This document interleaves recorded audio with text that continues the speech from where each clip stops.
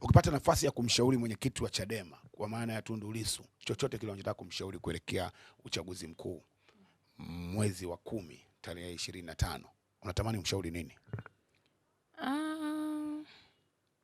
Kikweli kumshauri yule baba kwanza ashauriki. Hebu nimwache tu mwenyewe atajijua. Atajijua tu mwenyewe ashauriki. Sema ashauriki una maana gani? Bwana achana naye. Mimi sina cha kumshauri kiukweli. Sina cha kumshauri. Mimi ninachokifanya tu ni kusimama na mama, kufanya kazi na mama, na Watanzania wote watakuwa wajue mazuri aliyofanya mama. Na inafika sehemu kama kibinadamu lazima tuseme asante Samia kwa mema uliyotutendea. Mambo ambayo anazidi kuyatenda kila siku. Unajua mama alipoanza uongozi, alipopewa uongozi, kuna wale ambao walisema hawaamini kwenye nguvu ya mwanamke.